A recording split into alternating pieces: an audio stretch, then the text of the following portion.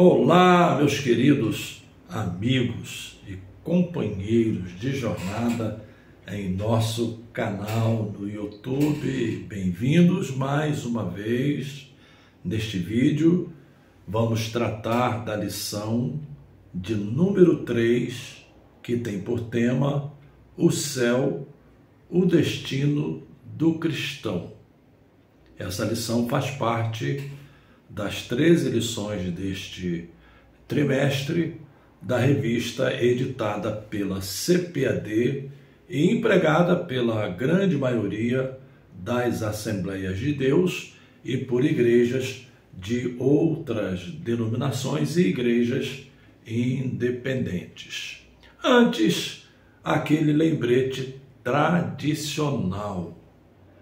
Não se esqueçam de inscrever-se no canal e também ativar o sininho para receber as notificações. Também uma outra sugestão é que você comente, curta, porque tanto as curtidas quanto os comentários fazem aumentar o tráfego tanto deste vídeo quanto de outros vídeos comentados e curtidos em nosso canal e na plataforma, de maneira que mais pessoas são alcançadas pelo nosso conteúdo.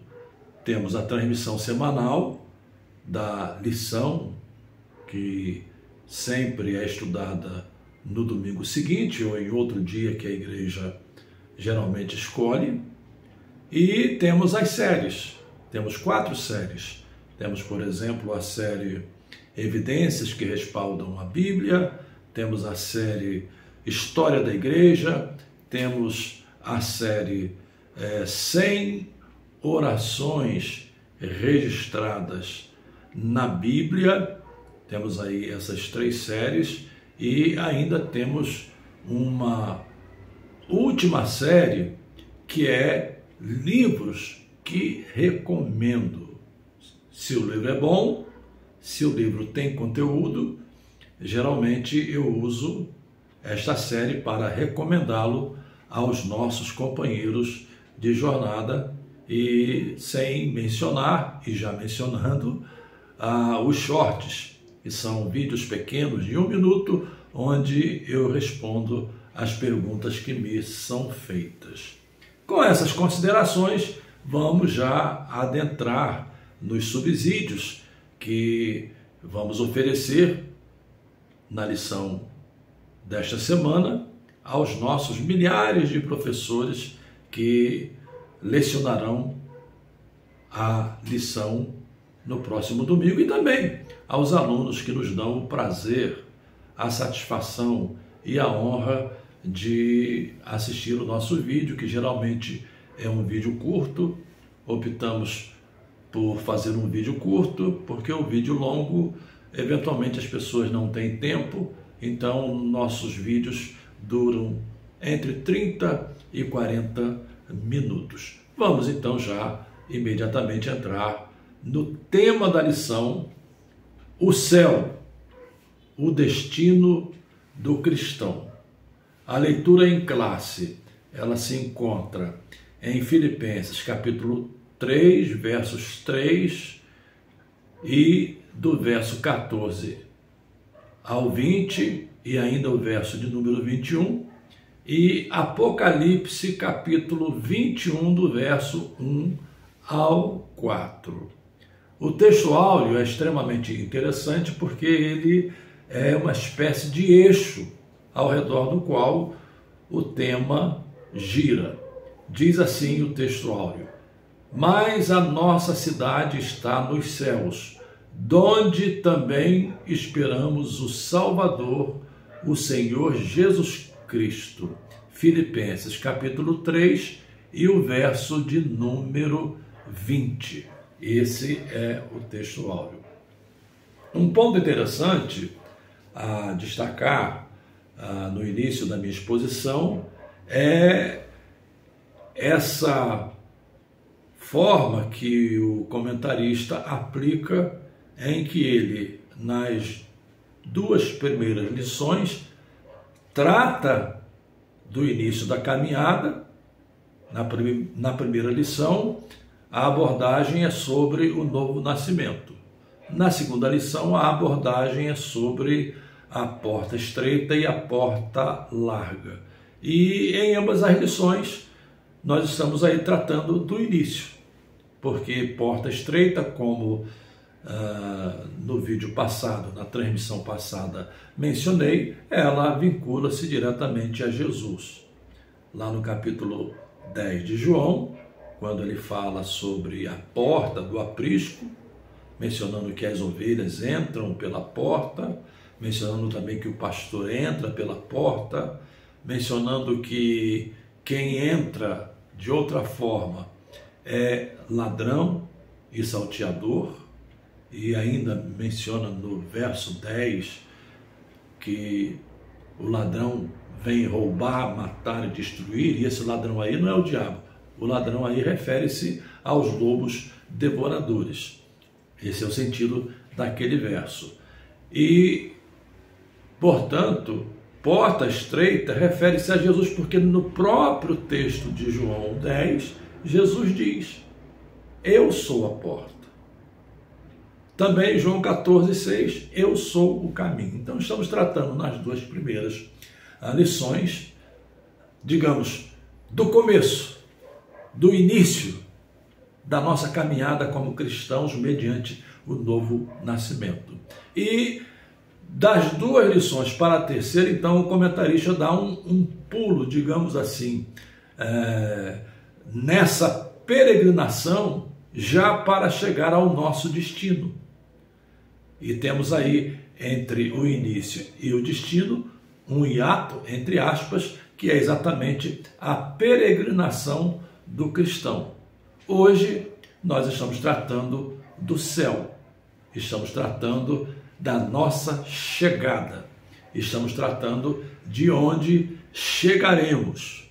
Esse é o ponto, é o eixo da lição que estamos estudando nesta semana. Então, vamos pensar algumas coisas aqui para ajudar como subsídio para os nossos alunos. A primeira observação que eu gostaria de fazer tem a ver com a expressão céu ou céus. Nós encontramos essa expressão várias vezes, o comentarista inclusive menciona o número de vezes que essa expressão, tanto no singular quanto no plural, aparece, céu e céus, e a expressão me leva para o apóstolo Paulo, quando ele descreve o seu arrebatamento, e é bom frisar neste ponto que ele diz que não sabe se foi no corpo ou fora do corpo. E é importante frisar esse ponto, porque nós temos uma tendência muito digamos, perigosa de tender à especulação. Paulo não se preocupou em dizer como, e provavelmente ele não tivesse noção. Por isso ele conclui dizendo, se no corpo ou fora do corpo, não sei. Mas ele diz que foi arrebatado até o terceiro céu. Foi arrebatado até o terceiro céu. Há menções, principalmente na literatura judaica, de 7 céus, numa interpretação muito especulativa de uma ou duas passagens lá do Pentateuco, mas é mera especulação. O que nós temos de essencial e com probabilidade de você estabelecer, digamos, conceitos bem consistentes, é essa passagem de Paulo, que narra o seu arrebatamento. Então temos aí 3 céus. E os eruditos cristãos, acadêmicos, eles concordam, em sua maioria, que esses 3 céus se definem da seguinte forma. O primeiro céu é o céu dos pássaros, digamos assim. É o céu atmosférico, é o céu onde estamos aqui inseridos nesse contexto em que podemos desfrutar de vida na Terra. Esse seria o primeiro céu. O segundo céu tem a ver com o sistema interplanetário, tem a ver com o universo de maneira geral, e nesse universo ainda é possível o homem chegar. Conhecemos aí vários programas de espaçonaves enviadas ao espaço, inclusive a Marte, e é um espaço possível de um homem chegar. E acima desse segundo céu nós temos então o terceiro céu, que seria a morada de Deus, ou no dizer do salmista, no Salmo número 91, o esconderijo do Altíssimo, pois foi ao terceiro céu que o apóstolo Paulo foi arrebatado, se no corpo ou fora do corpo, ele não define. É bom fazer essa definição logo no início, para que possamos entender o que significa o céu e perceber também um outro ponto para o qual eu chamo a atenção, é que todas as vezes no Novo Testamento, com raras exceções, todas as vezes o céu é descrito como o nosso destino, como está aqui no texto áureo, mas a nossa cidade está nos céus, donde também esperamos o Salvador, o Senhor Jesus Cristo. E essa passagem me leva para uma outra passagem paralela, que é a passagem em que Paulo menciona o fato de hoje habitarmos em tendas, mas teremos e temos, para usar a expressão correta, um edifício nos céus, não feitos por mãos humanas, e esse edifício representa nos céus a nossa morada definitiva. Claro que essas duas figuras referem-se ao nosso corpo. E no primeiro caso, Paulo usa uma figura que era muito comum na sua época e ainda é comum, principalmente nas regiões desérticas do Oriente Médio. Nós temos lá os chamados povos beduínos, e eles vivem em tendas porque eles não têm morada fixa, morada definitiva. Então as tendas precisam ser desmontáveis e precisam ser transportáveis ou removíveis. Elas precisam ser removidas de um lugar para o outro, por isso elas são desmontáveis. Essa figura tem a ver com a nossa peregrinação. Nós estamos vivendo numa peregrinação, desde o momento em que demos o nosso primeiro passo, desde o momento em que experimentamos o novo nascimento, desde o momento em que experimentamos a regeneração, desde o momento em que entramos pela porta estreita, nós estamos então vivendo essa peregrinação. Faz-me lembrar daquele clássico do cantor cristão. Não é só um clássico dos nossos irmãos batistas, mas é um clássico, digamos, cristão, evangélico. Sou forasteiro aqui, em terra estranha estou, do reino lá do céu, embaixador eu sou.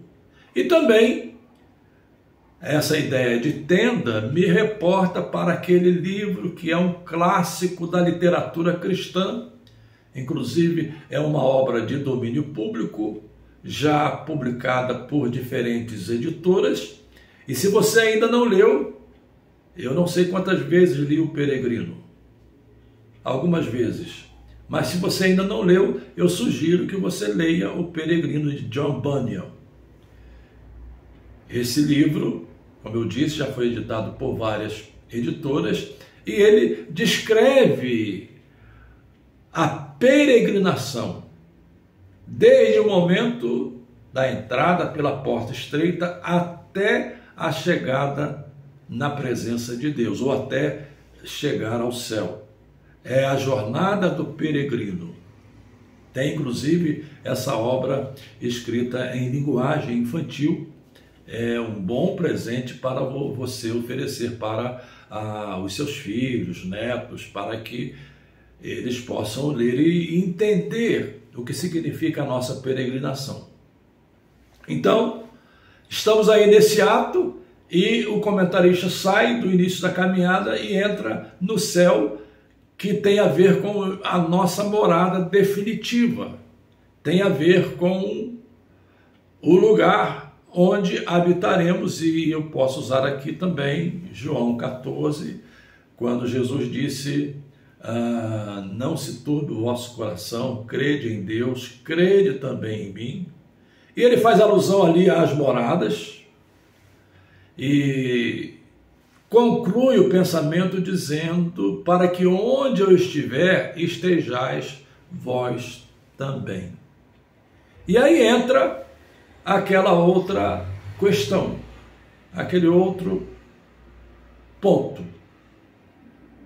Onde chegaremos? Onde será a nossa morada? Não é como. Poderíamos até aqui tratar um pouco do como, porque tem a ver com simbolismos.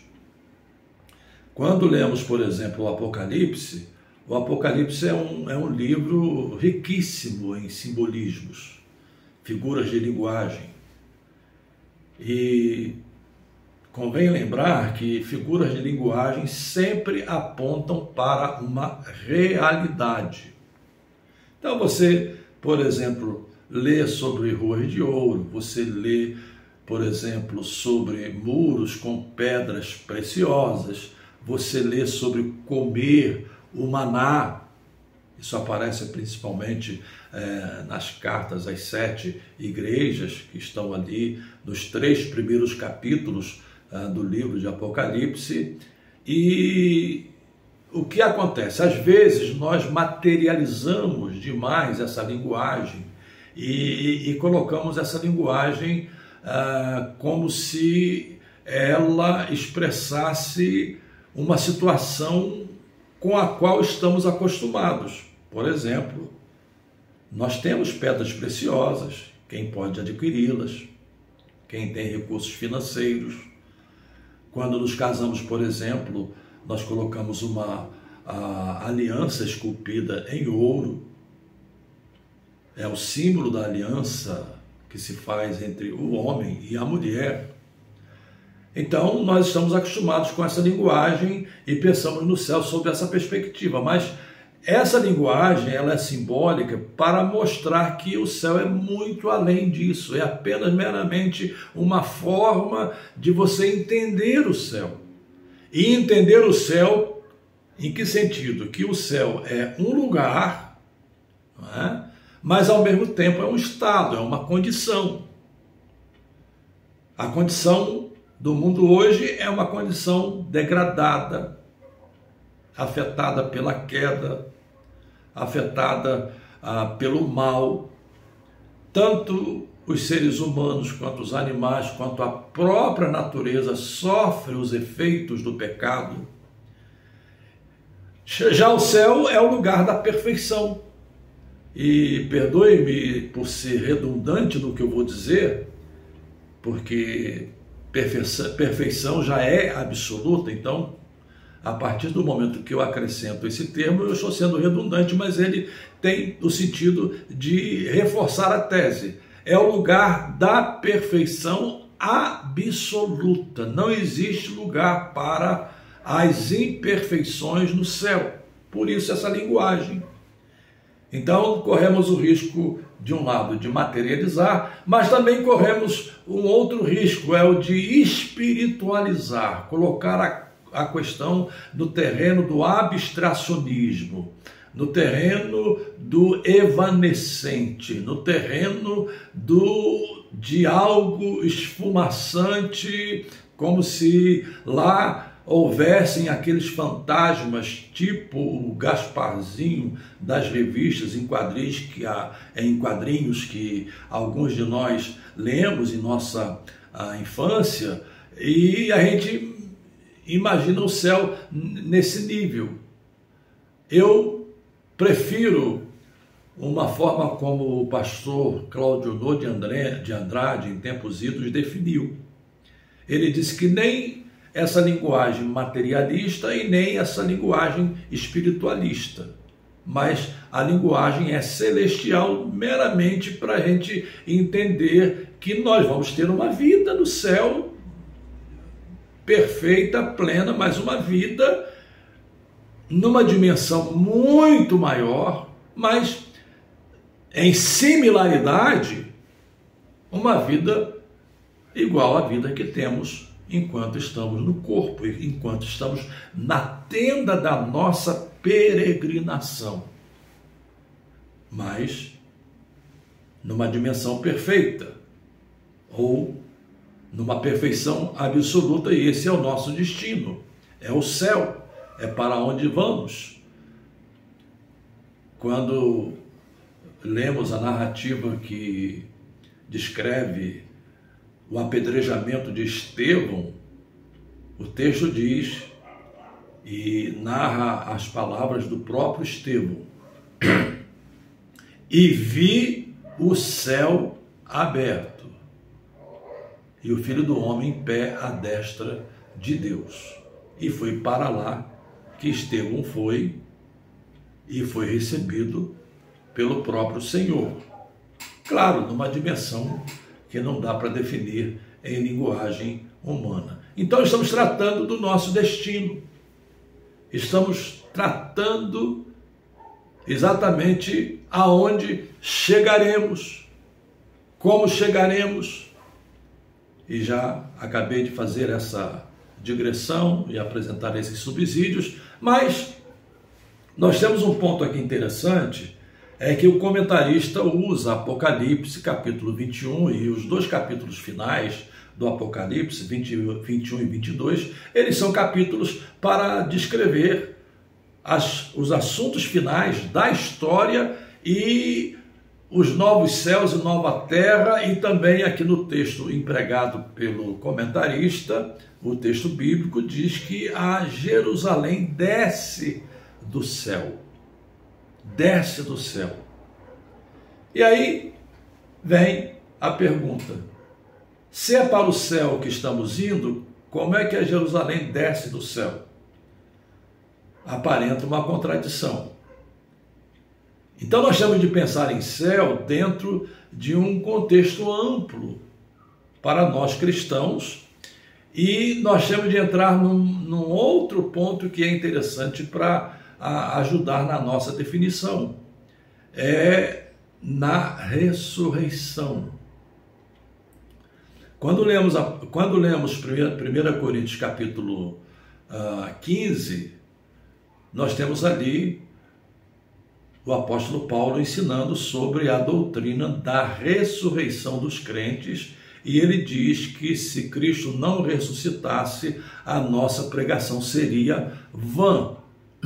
Em outras palavras, se Jesus ficasse no túmulo, seria como qualquer outro líder de outra religião. Porque a única fé, vou repetir, a única fé que reivindica a ressurreição de seu líder é a fé cristã. É a única fé. Nenhuma outra fé reivindica a ressurreição de seu líder. Então, a nossa ressurreição é validada pela ressurreição de Cristo. Agora, qual é a natureza dessa ressurreição? Diz Paulo que nós ressuscitaremos em corpos gloriosos, corpos imortais, corpos incorruptíveis, corpos perfeitos, corpos semelhantes ao corpo de Jesus depois de ressuscitado dentre os mortos, corpos semelhantes ao corpo com o qual Jesus se apresentará na sua vinda, como diz João, quando ele se manifestar, nós seremos semelhantes a ele, porque assim como ele é, o veremos. Corpo semelhante ao corpo com o qual Jesus ascendeu aos céus no dia da ascensão, 40 dias após a sua ressurreição dentre os mortos. Os anjos disseram aos discípulos: porque estáis olhando para cima, esse Jesus que dentre vós foi recebido em cima no céu, há de voltar da mesma forma como o viste subir. Então, Jesus virá num corpo, e nós também, na ressurreição, teremos um corpo semelhante ao corpo de Jesus. Agora, é interessante que quando Paulo, aos Tessalonicenses, trata da segunda vinda de Cristo, ele menciona, e ele tinha uma fé tão esperançosa, que ele diz assim: nós, os que ficarmos vivos, ou os que estivermos vivos, ele tinha essa expectativa de estar vivo na vinda de Cristo. E os que estiverem vivos serão também transformados, tal qual os ressurretos serão transformados, receberão um corpo transformado. Por que eu faço essa digressão e apresento isso como subsídio? Por uma razão. Na vida eterna com Cristo, ou no nosso destino eterno, como diz a lição, o céu, o destino do cristão, essa questão é de somenos importância.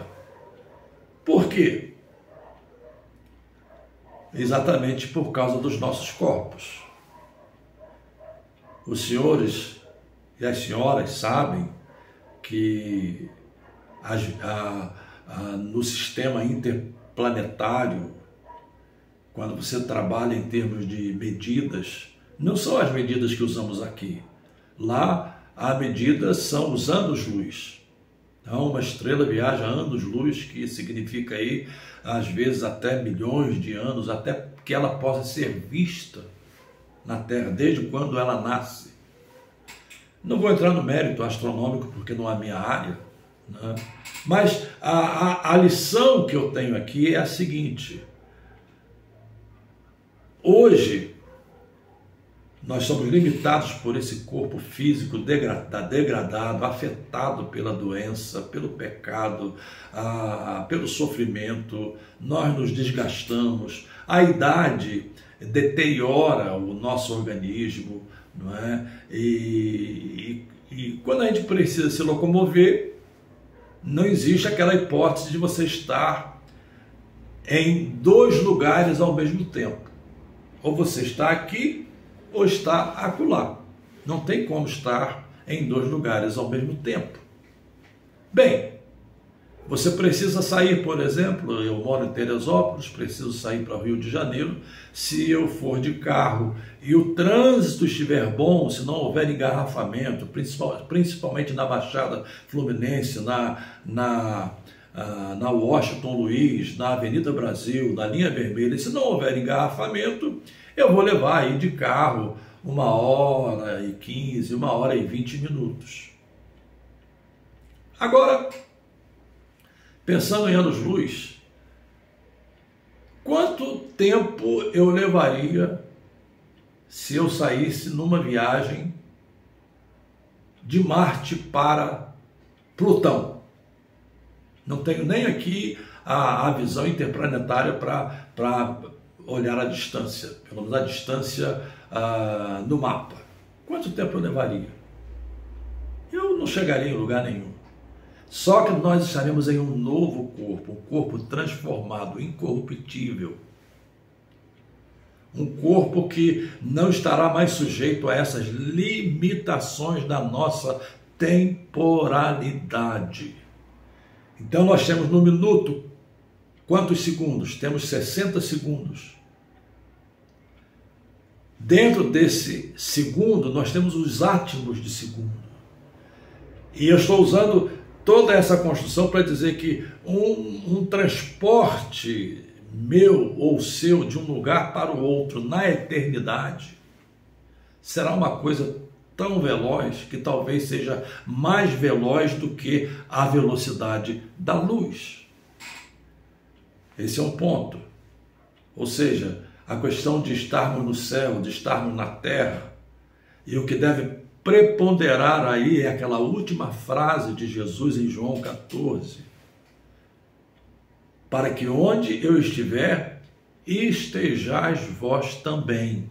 Para que onde eu estiver, estejais vós também. Então, estar no céu, estar na terra, cumprindo missões que o próprio Senhor vai nos dar, é uma questão de só menos importância, porque a história, como conhecemos hoje, já não mais existirá, mas haverá uma outra história dali para frente, porque o processo desejado por Deus, quando criou todas as coisas, naquele contexto de perfeição absoluta, lá no início, quando os nossos primeiros pais foram criados, não havia pecado, não houve a queda ainda, e a perfeição era tal que o próprio Adão, Deus chamou e disse a ele que desse nome às espécies de animais.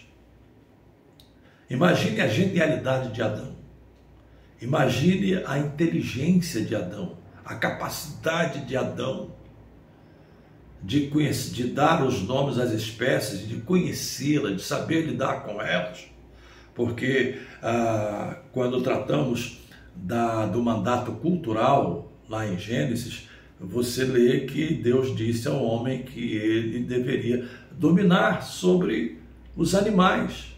Então, como era perfeita a condição? E é essa condição que será restaurada no futuro, de perfeição absoluta. O apóstolo Pedro refere-se a isso deixe-me só ver aqui para não cometer deslize, né? Eu tenho aqui o exemplar da minha Bíblia, no meu porta-bíblias, né? Para eu não pecar, não é? Atos, capítulo 3, e o verso de número 21. Veja o que diz Pedro, referindo-se à pessoa de Jesus Cristo: o qual convém que o céu contenha. Veja bem, céu é a linguagem, céu, o qual convém que o céu contenha. Até quando? Até aos tempos da restauração de tudo, inclusive o banimento do pecado. Em João capítulo 1 e verso 29, temos aquela declaração de João, quando, olhando para Jesus e apontando Jesus para a multidão, diz: eis aí o Cordeiro de Deus que tira, que bane o pecado do mundo. Então, será o tempo da restauração de tudo indistintamente, inclusive o banimento do pecado. Volta ao verso 21, dos quais Deus falou pela boca de todos os seus santos profetas desde o princípio. Então nós estamos caminhando para esse tempo, o tempo da restauração de todas as coisas. Ou, também no dizer de Pedro, em que céus e terra passarão com um grande estrondo e haverá novos céus e nova terra. E segundo a melhor leitura do original, nós temos nesse contexto a ideia da renovação, da restauração ao estado perfeito que Deus criou antes de todos nós e a própria natureza sermos atingidos, sermos afetados pelo pecado. Então, é a ideia de restauração. Graças a Deus, nós moramos aqui em Teresópolis. Deus nos deu a condição de adquirir uma casa no ano de 97, e essa casa foi construída em 1963. Então, é uma casa bastante antiga, já passou por várias reformas feitas pelo proprietário anterior. E agora nós estamos fazendo aqui todo um trabalho de restauração de áreas que estão degradadas.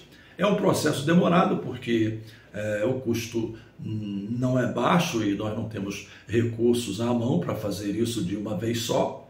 Então é um processo que estamos desenvolvendo, mas a restauração está sendo feita em cima da casa existente.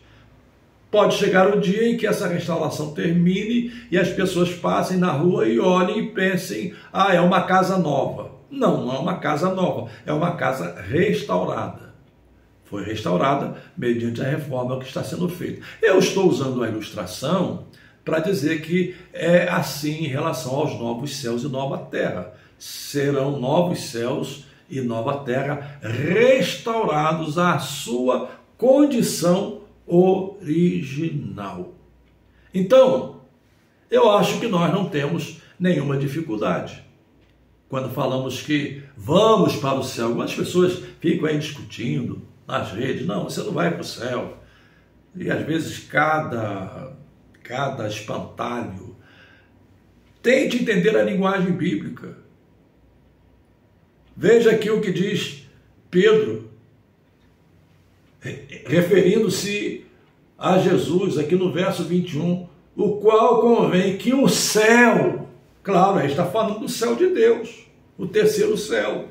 Então, essa não é uma questão preocupante, porque na vida eterna, ou nesse estado eterno, e eu estou preocupado aqui com o horário, senão daqui a pouco eu me empolgo e vou embora, né?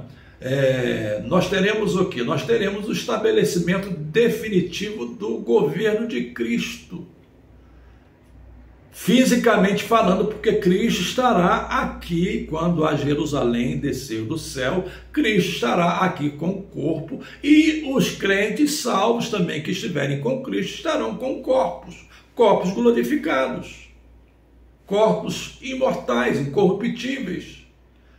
E é dessa forma que a promessa de Deus feita a Davi se cumpre. Quando Davi quis construir o templo, Deus disse, não, quem fará isso será o seu sucessor, mas eu tenho uma aliança com você. A minha aliança é que a sua casa, a casa davídica, a monarquia davídica será perpétua, ou seja, permanente. E essa monarquia se perpetua em Cristo, que será aquele quem governará. É a pedra sem mãos lançada na base da estátua, e será aquele que governará para todo sempre. Não importa a corrente escatológica que você adote, porque no final nós vamos convergir para essa posição, o reino eterno de nosso Senhor Jesus Cristo. Todos os reinos deste mundo passarão a ser de nosso Senhor Jesus Cristo. Então, meu querido professor, você, aluno que também assiste os nossos vídeos, essa mensagem precisa ser pregada. Nós somos peregrinos, repito, nós estamos de passagem, nós estamos numa trajetória, nós estamos seguindo adiante. Alguns estão um pouco mais atrás, outros estão um pouco mais à frente, mas todos chegaremos à estação do desembarque. E nessa estação do desembarque, o próprio piloto que conduz o trem, ou o próprio piloto que conduz o navio, ele próprio estará na estação para nos receber, seja através da morte, ou se estivermos vivos no dia da sua vinda, então iremos ao seu encontro, e os mortos em Cristo, que estarão no aguardo da ressurreição, no paraíso, os mortos em Cristo ressuscitarão primeiro, e nós, os vivos, com eles nos juntaremos e seremos todos transformados para vivermos nessa nova dimensão, já não mais limitada pela natureza pecaminosa, pelo tempo, pelas circunstâncias, porque nós estaremos na temporalidade de Deus e vivendo a vida eterna, como é promessa e a qual se referiu Paulo. O salário do pecado é a morte, mas o dom gratuito de Deus é a vida eterna por Cristo Jesus, nosso Senhor. Então, meu querido irmão, começamos a caminhada e chegamos ao destino.